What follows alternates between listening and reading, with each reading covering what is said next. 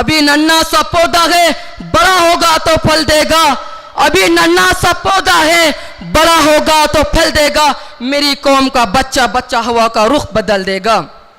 آج سب سے پہلے دعوت دے رہا ہوں، اس سال جو دور حدیث میں طلبہ زیر تعلیم ہیں ان کی نمائندگی کرنے کے لیے محمد زبیر حبیب الرحمن رامپور کو جو دور حدیث کے طالب علم ہیں انہیں دعوت دیتا ہوں کہ وہ آئے اور اپنی تقریر پیش کریں۔ محمد زبیر حبیب الرحمن۔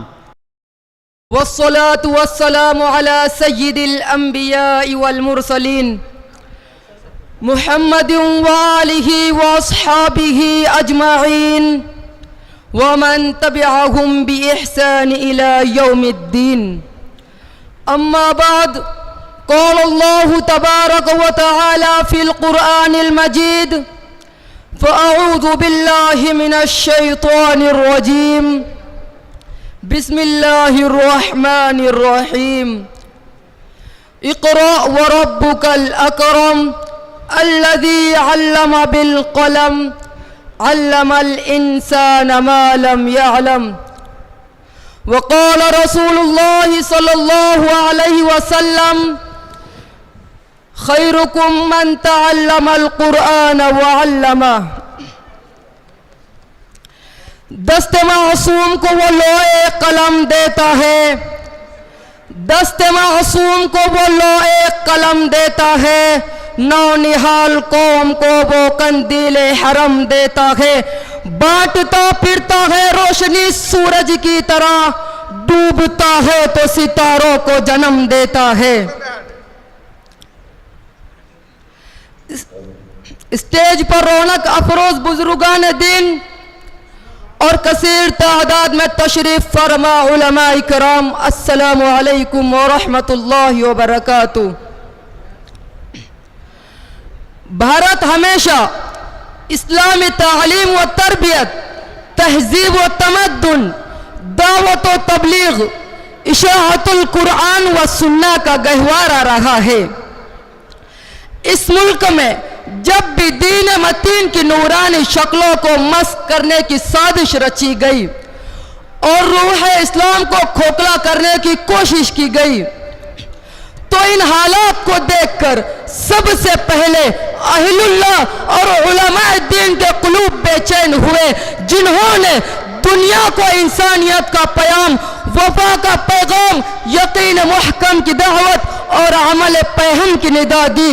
جن مقدس ہستیوں کو دنیا اسلام ان آداب و القاب سے پکارتی ہے، قاسم العلوم والخیرات حضرت مولانا قاسم صاحب نانوتوی رحمت اللہ علیہ، بانی دار العلوم دیوبند، عبقری الدار حضرت مولانا سعادت علی صاحب رحمت اللہ علیہ، بانی مظاہر العلوم سہارنپور، مجدد العلم والعرفان حضرت مولانا سید محمد علی مونگیری رحمت اللہ علیہ، بانی ندوۃ العلماء لکھنؤ و بانی جامعہ رحمانی خانقاہ مونگیر، اور داعی اللہ حضرت مولانا الیاس صاحب کاندلوی رحمت اللہ علیہ، مرکز دعوت و تبلیغ حضرت نظام الدین، اور خادم القرآن والمساجد معمار مدارس حضرت مولانا غلام محمد صاحب وستانوی دامت برکاتہم بھی ہے۔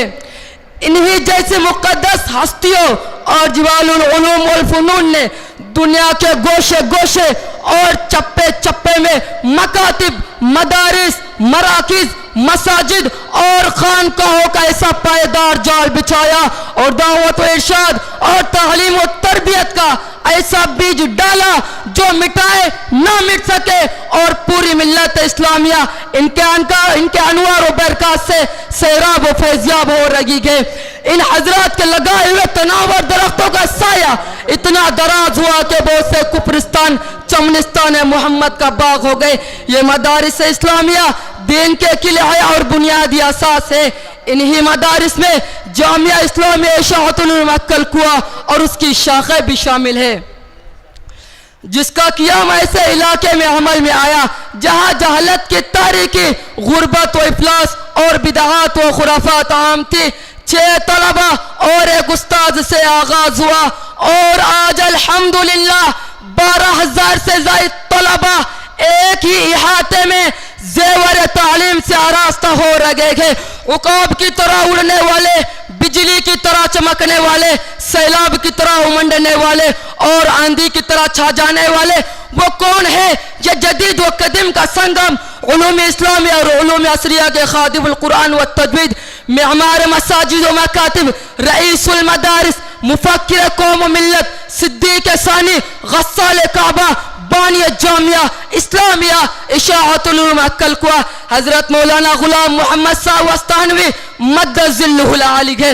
ان کے حیرت انگیز کارناموں اور ان کی نکتہ چینوں کی مزاحمتوں نے ان کو شہرت کے ایسے بام عروج پر پہنچا دیا ہے کہ پورا بھارت ان کو صرف ان کے نام سے پہچان لیتا ہے. حضرت وستانوی صاحب کا بے مثال کارنامہ یہ بھی ہے کہ انہوں نے علوم عصریہ اور علوم اسلامیہ میں امتزاج پیدا کر دیا کہ مہاراشٹر اور دیگر ریاستوں کے درجنوں مدارس اسلامیہ اور ہائی اسکولوں کے طلباء کو ہم نے شانہ بشانہ اور قدم سے قدم جوڑ کر کھڑا ہوا پایا. موجودہ وقت میں حضرت وستانوی صاحب کا بے مثال کارنامہ جامعہ اور اس کی شاخوں کا قیام ہے. ان میں سب سے اہم و مضبوط شاخ جامعہ عمر بن خطاب کنج کھیڑا ہے. صوبہ مہاراشٹر کے مرکزی شہر ضلع اورنگ آباد کی تحصیل کنڑ سے 10 کلومیٹر دور مشرق میں ایک چھوٹا سا دیہات کنج کھیڑا واقع ہے. کنج کھیڑا گاؤں میواتی برادری پر مشتمل ہے. پہاڑوں اور جنگلوں میں بسنے والے مسلمانوں کی طرز معاشرت، رہن سہن، عادات و اطوار، رسم و رواج شہر سے کٹے ہوئے ہونے پر شہر کے مسلمانوں کی غفلت و بے توجہی کے سبب ان کی دینی حالت ناگفتہ بھی تھی.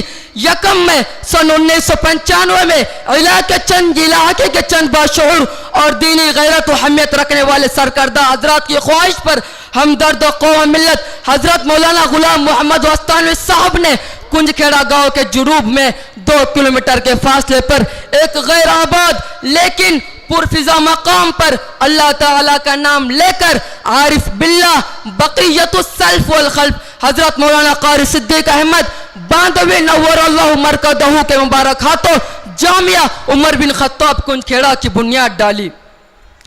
اور عمارت کا کام مکمل ہونے کے بعد حضرت باندوی نور اللہ مرکزہ کے مبارک ہاتھوں سے سن 1997 کو جامعہ کا افتتاح عمل میں آیا اور سن 1997 سے باقاعدہ تعلیم کا آغاز ہو گیا.